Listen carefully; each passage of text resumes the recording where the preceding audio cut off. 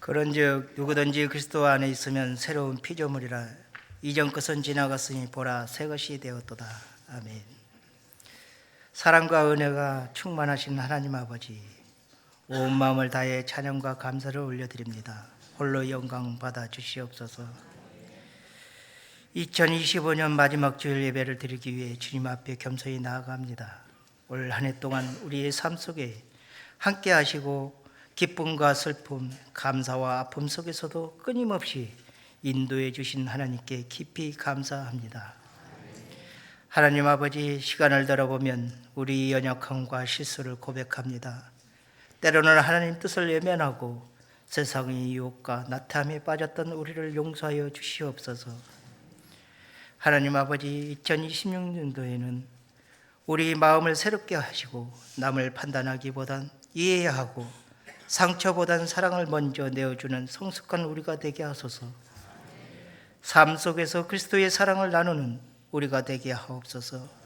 하나님 안에서 서로를 존중하며 섬기는 마음으로 새해를 맞이하게 하시고 사랑과 평강이 우리의 삶 속에 나타나게 하소서. 새해에도 감사와 찬양으로 하나님의 이름을 높이는 삶을 살게 하시고 모든 발걸음마다 하나님과 동행하는 우리가 되게 하여 주시옵소서. 하나님 아버지, 그래서 성가대 찬양대로 홀로 영광 받으소서. 찬양대 모든 대원에게 하나님의 축복이 넘치는 은혜가 더하여 주시옵소서. 예배를 준비하는 모든 성도들에게 동일한 은혜를 부어 주시옵소서. 그리고 목사님, 전도사님, 간사님, 모든 교육자, 모든 봉사자들 축복하여 주시옵소서. 이 시간 말씀을 전하시는 이규현 목사님께 성령님 함께하여 주셔서 은혜의 말씀을 전하게 하시고 저희는 그 말씀을 내마로 받아 살게 하여 주시옵소서. 늘 살아 역사하시는 나사렛 예수 그리스도의 이름으로 기도드렸사옵나이다. 아멘.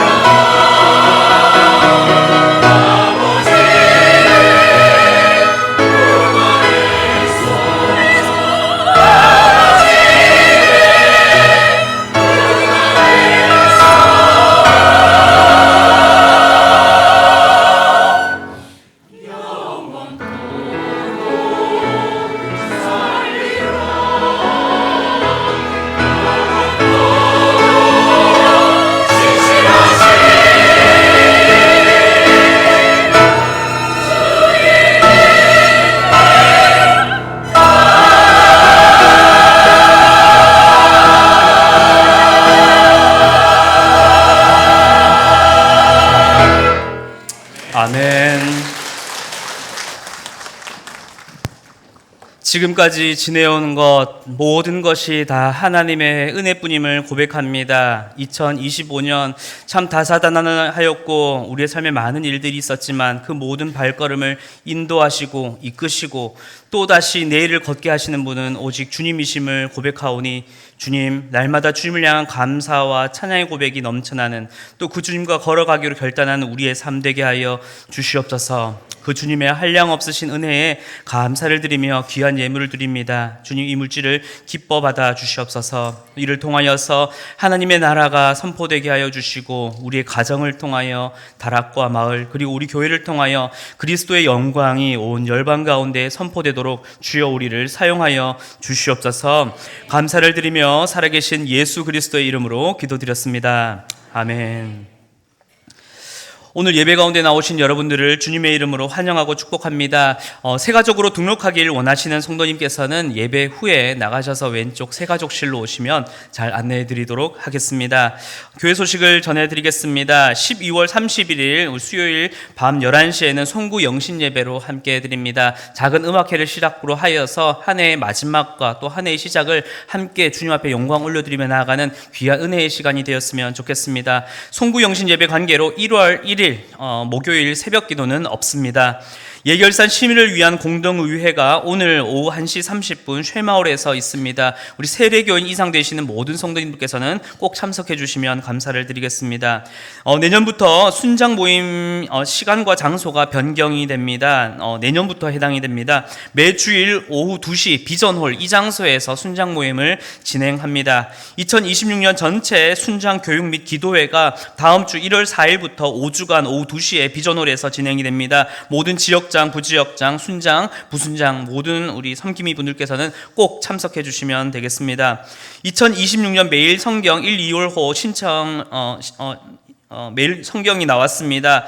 정기구독 신청하신 분들은 비전홀 로비에서 마을과 이름을 확인하신 후에 찾아가시길 바랍니다. 사무실에서도 개별 구입이 가능하니까요. 한 해의 시작 또한 우리 말씀 묵상으로 우리 모든 성도가 함께 시작하였으면 좋겠습니다. 기부금 영수증 신청 안내입니다. 교회 기부금 영수증과 그레이스 가든 기부금 영수증 발급과 신청에 관하여서는 각 교회 홈페이지와 그레이스 가든 홈페이지를 통하여서 신청해 주시면 감사드리겠습니다.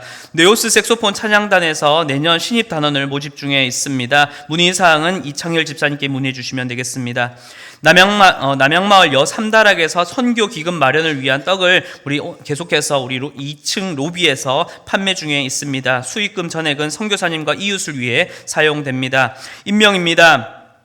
축복마을 한우리 집사님을 지역장으로 임명합니다. 예빈마을 여 1다락 장혜숙 집사님을 순장으로 임명합니다. 은혜마을 남 1다락 임덕택 집사님, 향기마을 여 4다락 배지설 집사님을 부순장으로 임명합니다.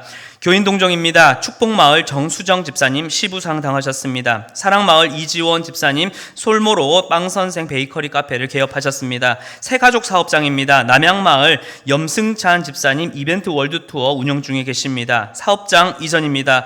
포도마을 장영준 이정자 비집사님 고향산천 사업장이 당송로 117로 이전하셨습니다. 결혼입니다. 동산마을 엄우용 집사님 박지연 A 권사님의 장남 엄주현 강도사님의 결혼식이 1월 3일 토요일 오전 11시 웨딩그룹 위더스 안양 6층 벨라홀에서 결혼 예식이 있습니다.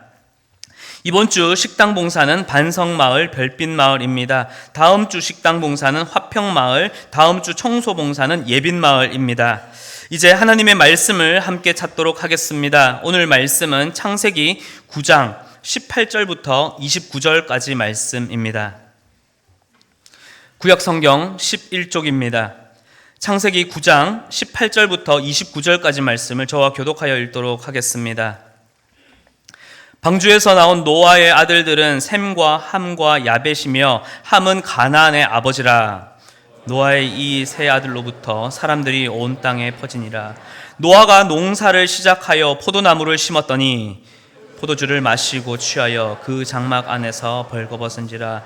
가나안의 아버지 함이 그의 아버지의 하체를 보고 밖으로 나가서 그의 두 형제에게 알림해 셈과 여벳이 옷을 가져다가 자기들의 어깨에 메고 뒷걸음쳐 들어가서 그들의 아버지의 하체를 덮었으며 그들이 얼굴을 돌이키고 그들의 아버지의 하체를 보지 아니하였더라. 노아가 술이 깨어 그의 작은 아들이 자기에게 행한 일을 알고 이에 이르되 가나안은 저주를 받아 그의 형제의 종들의 종이 되기를 원하노라 하고 또 이르되 셈의 하나님 여호와를 찬송하리로다. 가나안은 셈의 종이 되고 하나님이 야벳에 창대하게 하사 셈의 장막에 거하게 하시기로 가나안은 그의 종이 되게 하시기를 원하노라 하였더라.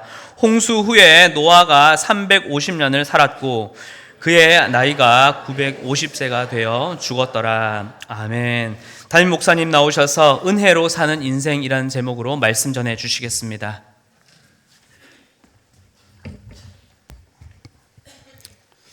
아주 오래된 낡은 차를 타다가 새 차를 사면 낡은 차를 관리할 때와는 전혀 다른 마음으로 차를 관리하게 됩니다. 행이 어디 조금이라도 긁힐까 봐 이 주유소에 있는 자동 세차 이거 하면 차 긁힐지 몰라 해서 친히 손 세차를 하면서 막 조심스럽게 차를 관리합니다. 그런데 그렇게 아끼던 차를 누군가가 주차장에 세우는 걸 끌고 지나갔다. 그럼 굉장히 마음이 아픕니다. 옛날에 낡은 차를 끌었으면 이렇게까지 마음이 안 아팠을 텐데 새 차를 끌시면 굉장히 마음이 아프죠.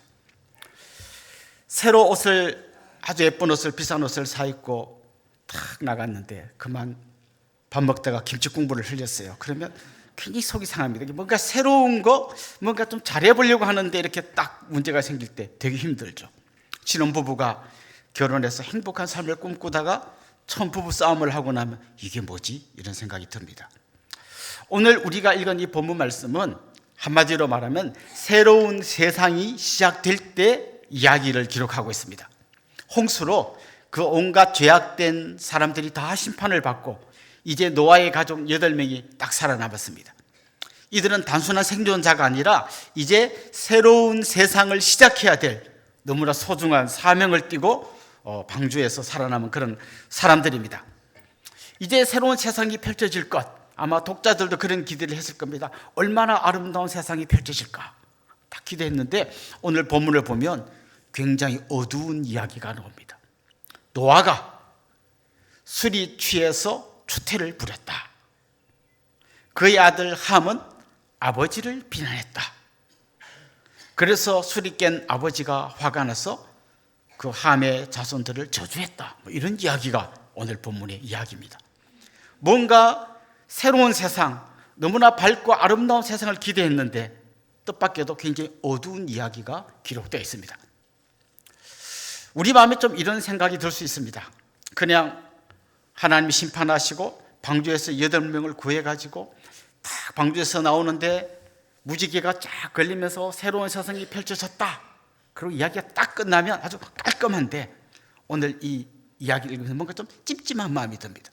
그리고 이런 질문이 생깁니다.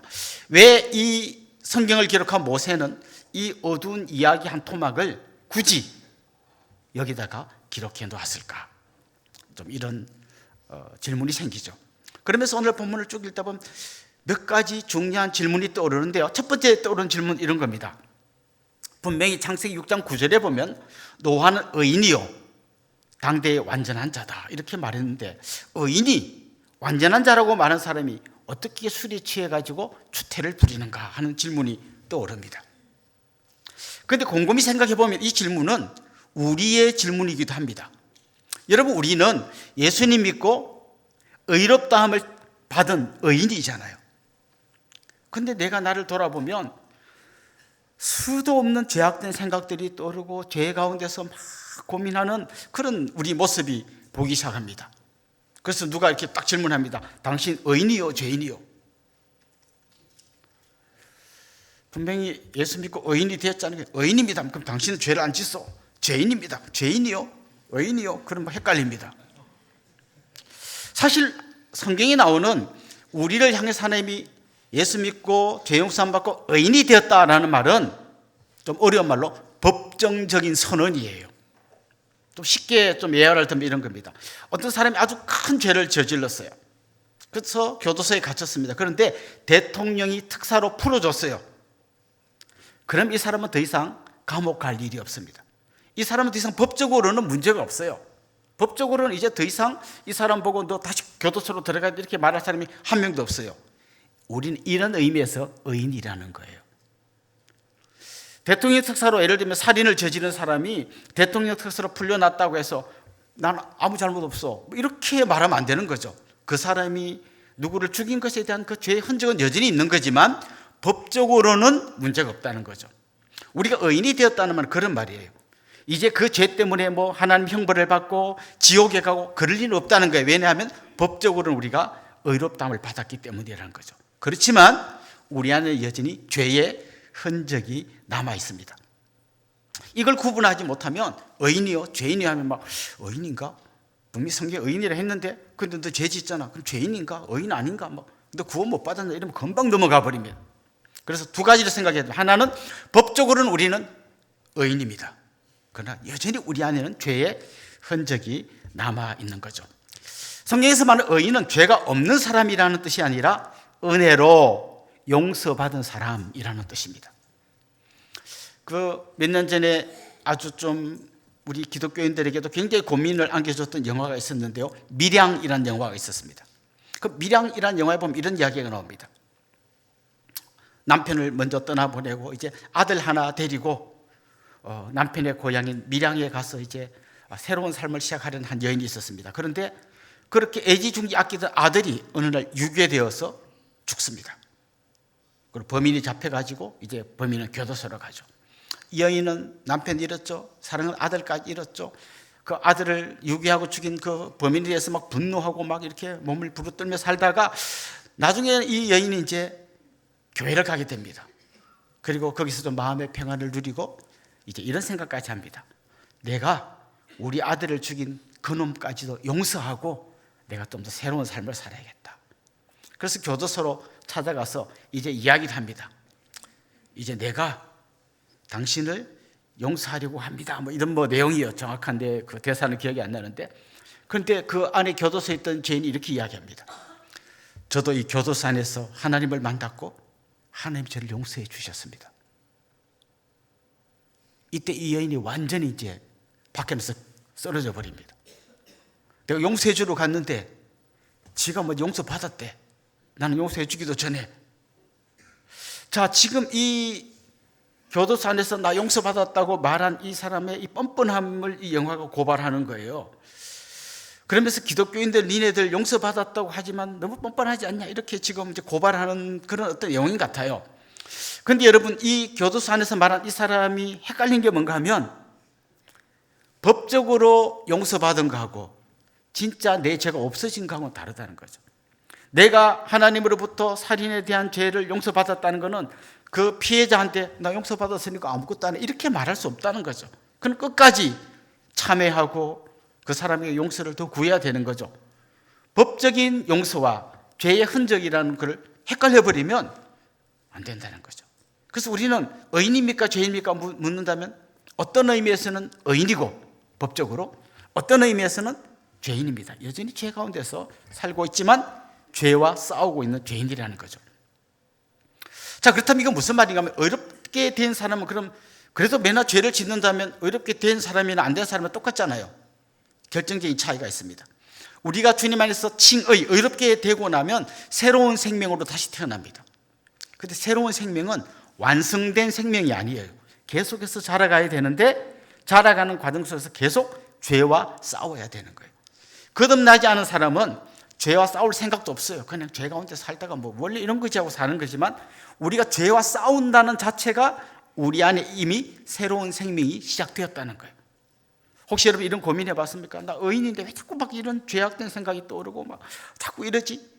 이런 고민을 한다는 자체가 우리가 지금 죄와 싸우고 있다는 증거이고 성령께서 우리에게 새로운 생명의 역사를 지금 시작해서 일하고 있다는 증거인 겁니다. 그래서 우리는 계속해서 자라가야 합니다. 이걸 좀 기독교적인 교리적 언어로 설명하자면 성화라고 합니다. 거룩할 성자에 될 화자.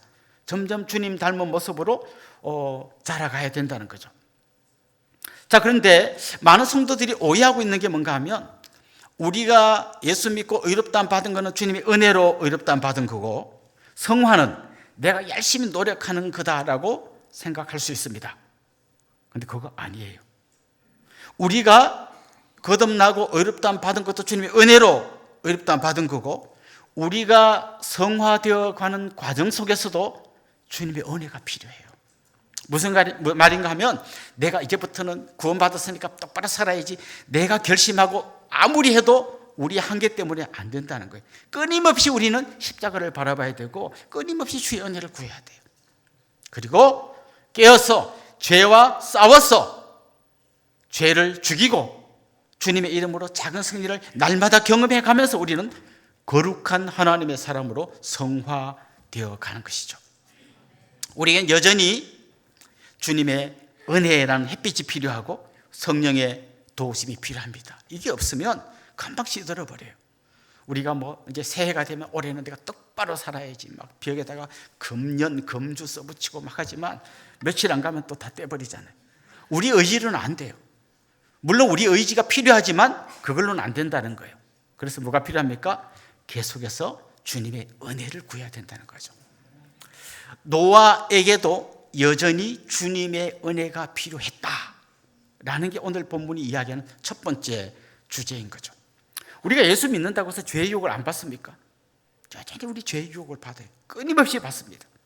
그런데 예수 믿는 사람들은, 주님 안에서 어렵다고 칭함받은 사람들은 피 흘리기까지 죄와 싸워서 승리해야 되는 사람들인 것이죠. 다시 말하면 우리는 법정적으로는 의롭다함 받았지만 여전히 죄와 싸워야 될 죄의 흔적들을 가지고 있다는 거고요. 오늘 본문이 보여주는 노아가 벌거벗은 이 수치를 보여주는 것은 노아에게 여전히 은혜가 필요하다는 것을 우리에게 보여주고, 노아 자신만으로는 자기의 수치를 완전히 가릴 수 없어 하나님의 은혜로 그를 덮어주셔야 한다는 걸 우리에게 보여주는 그런 말씀인 것이죠. 사랑하는 성도 여러분, 우리는 은혜로 구원받은 사람들일 뿐만 아니라 여전히 주님의 은혜를 필요로 하는 사람들입니다. 우리는 은혜로 의롭다함 받았을 뿐만 아니라 성화되어 가는 과정 속에서도 계속 주님의 은혜를 공급받아야만 된다라는 게 오늘 본문이 이야기해 주는 겁니다. 로마 7장 22절 24절에 보면 바울의 고민이 소개되어 있습니다. 내 속사람으로는 하나님의 법을 즐거워하되 내 지체 속에서 한 다른 법이 내 마음의 법과 싸워 내 지체 속에 있는 죄의 법으로 나를 사로잡는 것을 보는도다. 오호라, 나는 공고한 사람이로다. 이 사망의 몸에서 누가 나를 건져내랴. 이 말은 바울 안에 지금 두 마음이 막 싸우고 있다는 이야기인데, 이 말은 무슨 말인가 하면 아무리 은혜를 받아도 죄에게 질 수밖에 없다라는 패배의 선언이 아니에요. 무슨 말이에요? 이제 나는 주님의 은혜로 이 죄와 맞서서 끊임없이 싸워가는 사람이라는 것이죠. 그래서 그는 이 죄와의 싸움에서 승리하는 유일한 비결은 다시 주님의 은혜 안으로 들어가는 것이다. 다시 골고다의 십자가를 바라보는 것이다. 이걸 그가 역설하고 있는 것이죠. 그렇습니다. 노아에게는 여전히 은혜가 필요했습니다. 마찬가지입니다. 우리에게도 주님의 은혜가 필요합니다. 우리는 주님 안에서 새롭게 된 피조물인 동시에 바울이 고백한 것처럼 나는 날마다 죽노라 라고 고백하는 치열한 영적 싸움을 해야 되는 그런 사람들인 것입니다. 두 번째로 오늘 본문을 읽다가 떠오르는 질문은 이런 것입니다. 함이 아버지의 벌거벗은 걸 보고 자기 형제들이 가서 막 아버지를 비난한 이야기가 나오잖아요. 그것 때문에 그가 큰 저주를 받는 이야기가 나옵니다. 여기 이제 우리 두 번째 질문이 생기는 거예요. 이게 그렇게 자자손손 저주를 할 만큼 대단한 죄인가? 여러분은 그런 말 안 하나요? 형제들끼리 모여서 와, 우리 아버지 왜 저러신데 진짜 아우 못 말려, 이런 얘기 한 적 없어요? 그러면 여러분도 자자손손 저주받을 그런 죄를 지은 거잖아요. 그래서 우리는 이게 좀 과하지 않나? 뭐 이 정도 갖고 뭐 그냥 야, 너 다음부터 그러지 마, 너 진짜 그런 거 아니야 아버지한테, 이 정도 말해야 되는데 너무 심한 거 아니냐라는 질문이 딱 생깁니다. 제일 핵심은 뭔가 하면요, 함이 아버지를 비난한 것보다 더 중요한 게 뭔가 하면 함이 하나님의 은혜로 자기가 살아났다는 걸 잊어버린 거예요. 자기도 만약에 이런 작은 문제 갖고 하나님 너 책망하고 정죄했다면 그는 방주에 오를 자격도 없는 사람이에요. 그가 방주에 올랐다는 것은 완벽한 의인, 죄가 하나도 없어서 조롱받거나 비난할 게 제로였기 때문에 하나님이 이 정도면 방주에 태워야지 이렇게 탄 게 아니라는 거예요.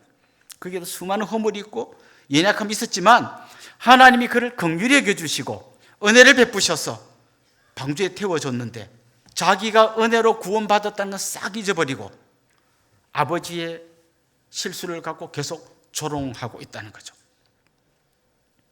사실 여러분, 남을 비난한다는 건 뭔가 하면 아주 달콤한 맛이 있어요.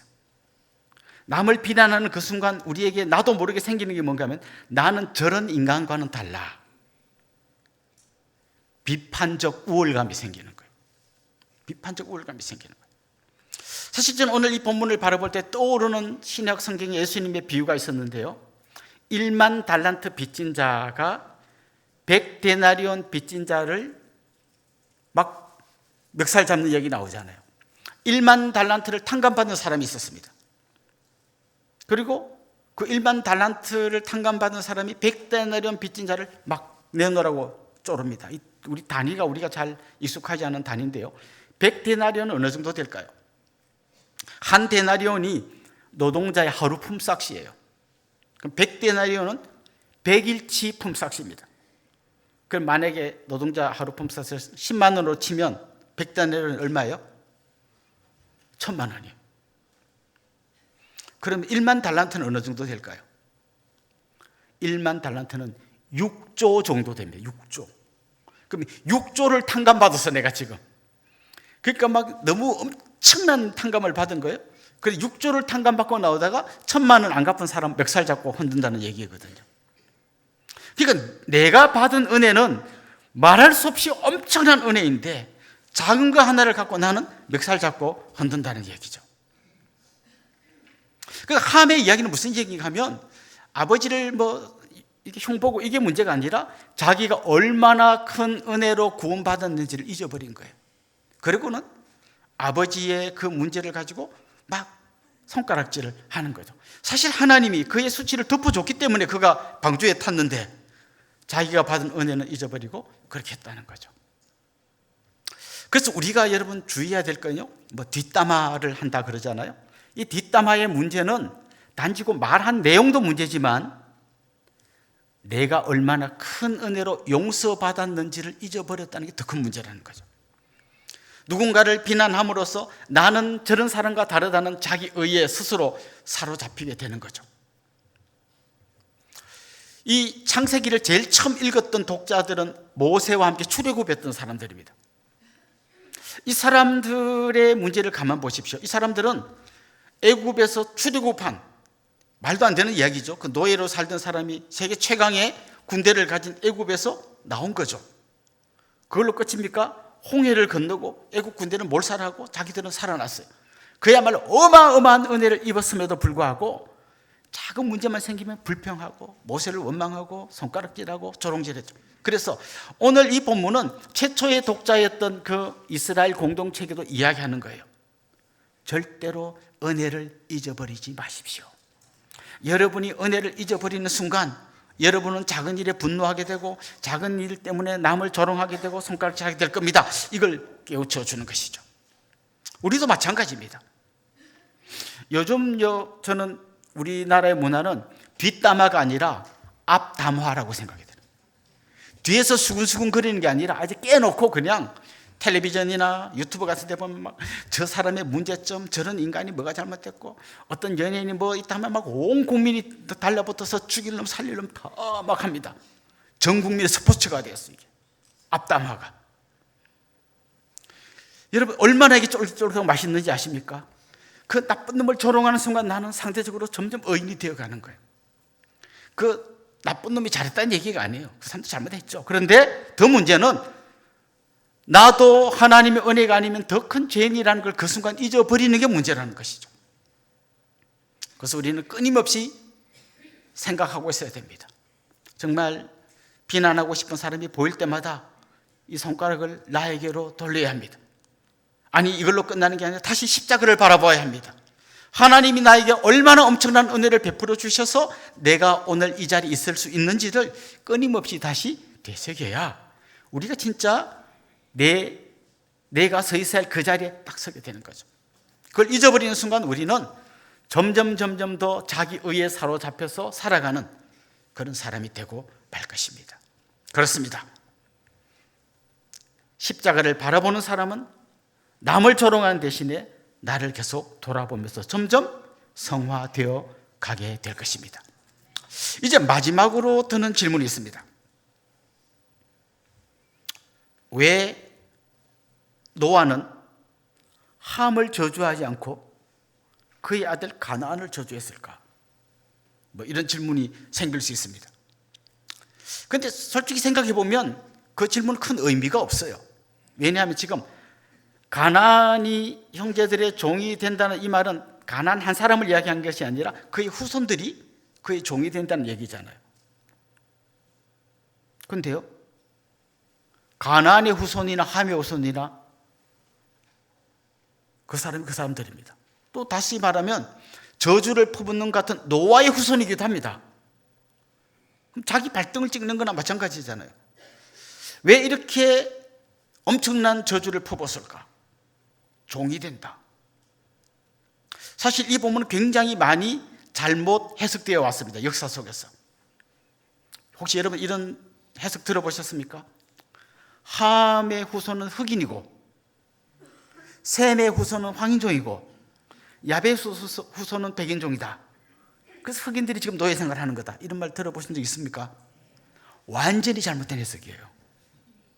이건 노예 제도를 합리화하기 위해서 인간들이 억지로 끼워 맞춘 해석이지 전혀 맞지 않는 해석이에요. 왜냐하면 가나안은 흑인 아닙니다.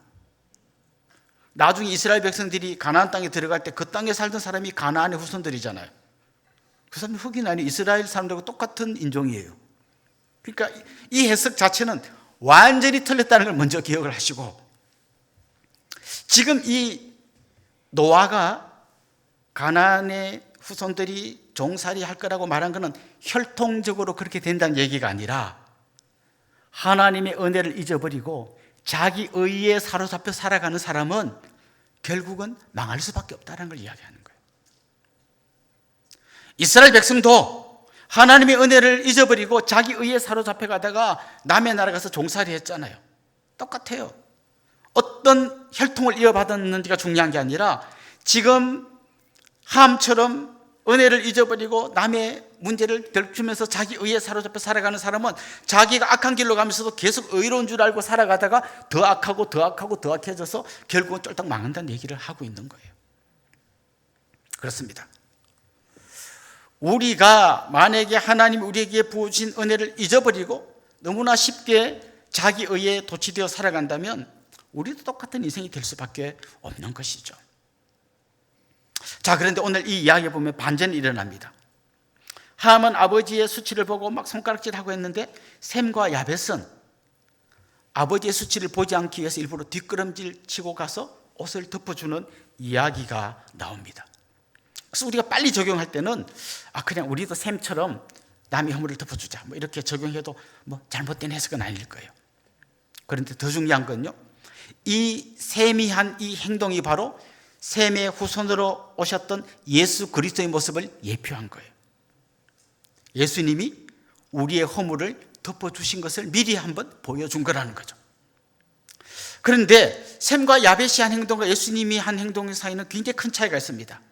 셈과 야벳은 그냥 안 보고 덮어준 걸로 끝났지만 예수님은 우리의 허물을 덮어주시기 위해서 자기가 수치를 당하셨어요. 예수님이 십자가에 벌거벗긴 채로 매달리셨어요. 정말 차마 눈 뜨고 볼 수 없어서 많은 성화를 그린 사람들은 그래도 뭔가라도 하나 걸쳐놓고 그랬습니다만 예수님 사실 벌거벗긴 채로 십자가에 매달리셨어요. 단지 벌거벗었기 때문에 창피한 게 아니라 온갖 죄인이라는 오명을 뒤집어 쓰고 저런 인간은 갈기갈기 찢어 죽여야 된다는 온갖 오물 같은 쓰레기를 다 뒤집어 쓰고 십자가에 매달리셨어요. 주님이 그렇게 하신 이유는 우리의 허물을 덮어주시기 위해서요. 샘과 야벳은 그냥 덮어준 걸로 끝났지만 예수님 우리를 덮어주기 위해서 자기가 다 뒤집어 쓰시고 또 거꾸로 다 벌거벗게 해주셔서 온갖 수치를 당하셨던 거죠. 사실 가나안의 저주를 받아야 될 사람들, 누군가를 조롱하고 비난하면서 저주의 자리에 서야 될 사람은 바로 우리예요. 그런데 예수님께서 이런 우리의 모든 죄를 다 뒤집어 쓰시고 우리가 당해야 될 수치를 자기가 다 당하시고 우리의 허물을 덮어주셨어요. 사실 우리는 그 은혜 때문에 이 자리에 앉아 있을 수 있는 것입니다. 예수님의 십자가는 은혜로 사는 사람을 도와주는 도구가 아니라 은혜가 아니면 살 자격이 없는 사람을 살려주는 유일한 길이 바로 예수님의 십자가입니다. 사랑하는 성도 여러분, 우리의 연약함보다 주님의 은혜가 훨씬 큽니다. 그래서 주님은 그 은혜로 우리의 연약함을 덮어주십니다. 원래 가난의 저주를 우리가 받아야 했으나 하나님은 그 모든 우리의 수치를 자기 아들에게 옮기시고 우리에게는 참된 은혜의 옷을 입혀주시고 우리의 허물을 덮어주셨습니다. 우리는 은혜로 시작한 사람이고 은혜로 붙들려 여기까지 온 사람이고 마침내 은혜로 완성될 사람입니다. 그래서 우리가 끝까지 잊어버리면 안 되는 건 우리는 은혜로 사는 인생이다 라는 이걸 끝까지 기억해야 되는 것이죠. 이제 2025년 마지막 주일이 되었습니다. 한 해를 돌아보면 이렇게 고백할 수밖에 없습니다. 여기까지 살아온 것 주님의 은혜입니다. 26년을 바라보면서 우리는 또 이렇게 주님께 기도할 수밖에 없습니다. 주님, 우리에게는 여전히 은혜가 필요합니다. 26년도도 주님의 은혜로 살게 해주십시오. 이렇게 기도하는 우리 모두가 되기를 주님의 이름으로 축원합니다. 우리 같이 한번 찬양하고 이어서 기도하면 좋겠는데요. 주 은혜임을 이 찬양 같이 하겠습니다.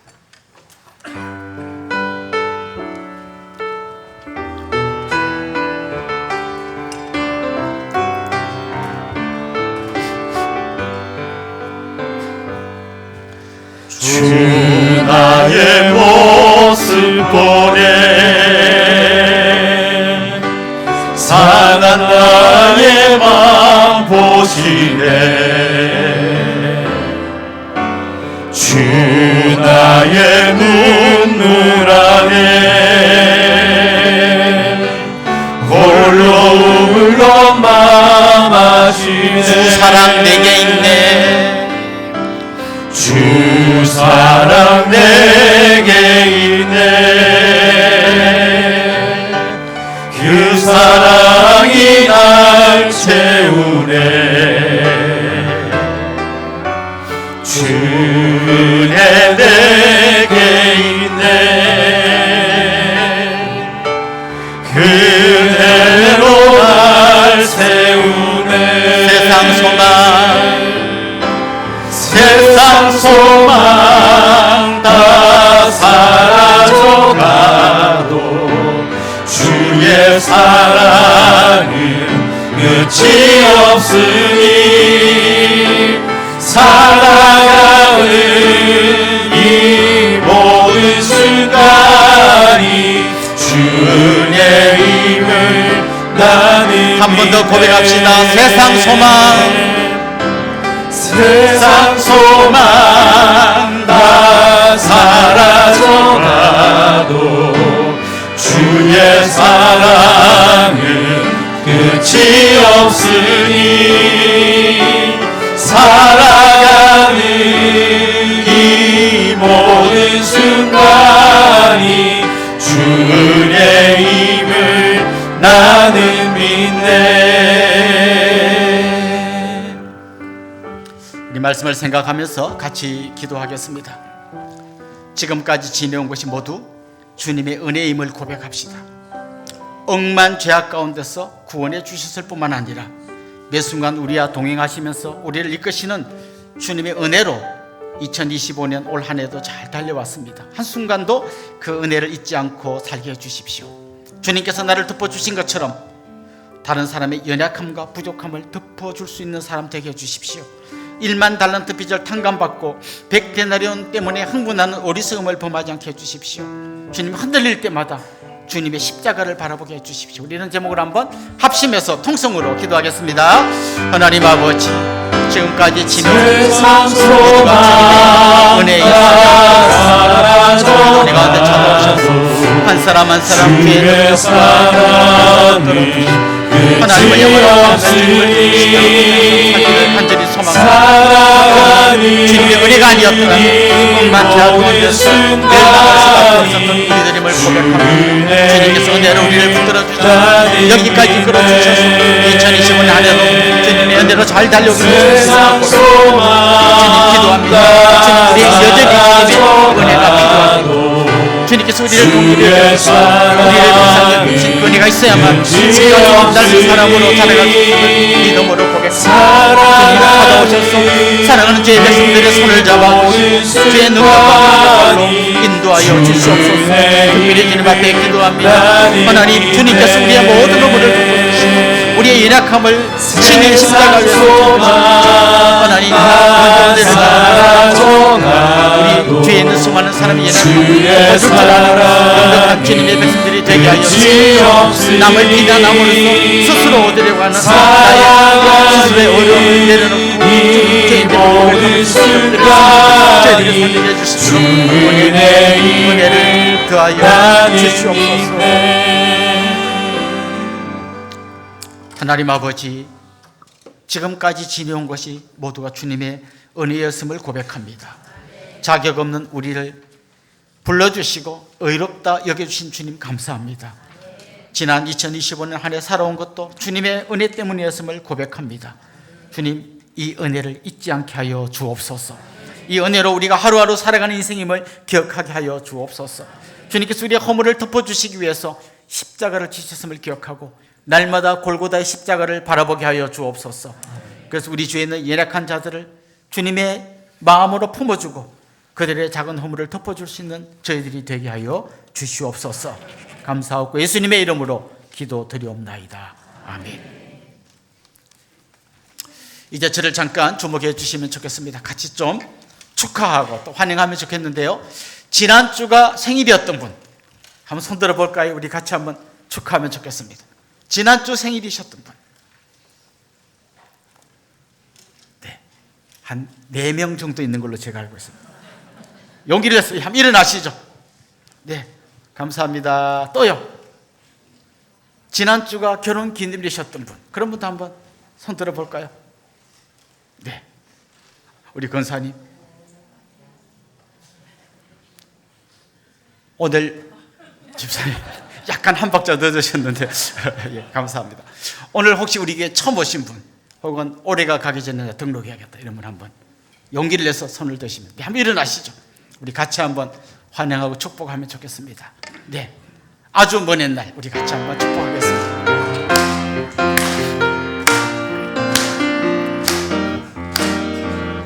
아주 먼 옛날 하늘에서는 당신을 향한 계획이 있었죠. 하나님께서 바라보시고 저 위층에도 계십니다. 무엇더라고 말씀하셨네. 이 세상 그 무엇보다 귀하게 나의 손으로 창조하였노라. 내가 너로 인하여 기뻐하노라. 내가 너를 사랑하노라. 사랑합니다. 축복합니다. 사랑해요.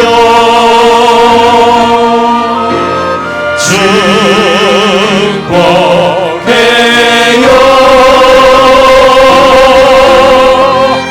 당신의 마음에 우리의 사랑을 모아드립시다.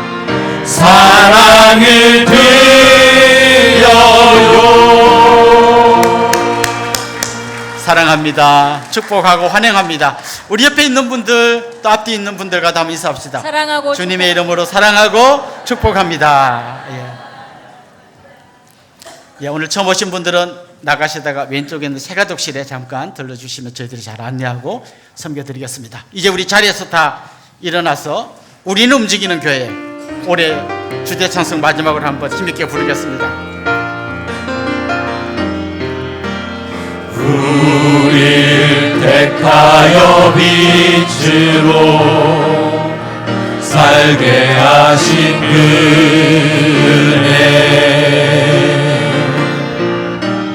놀라운 이끄심 따라 내가 일어섭니다.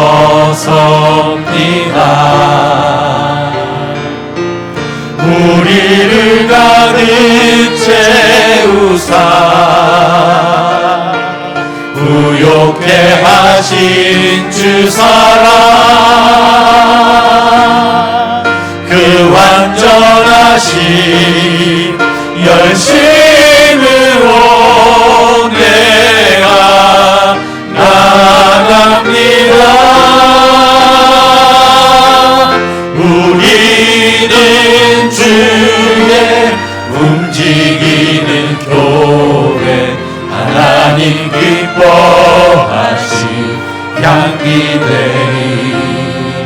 보배가 되신 주만 자랑하리. 부르신 곳에서 오직 주님만 예배하리. 우리 주 예수 그리스도의 은혜와 하나님 우리 아버지의 극진하신 사랑과 성령님의 감화, 감동, 위로, 교통, 충만하심이 사랑하는 주님의 백성들과 그 가정 위에 이제로부터 영원토록 함께 있을지어다. 아멘.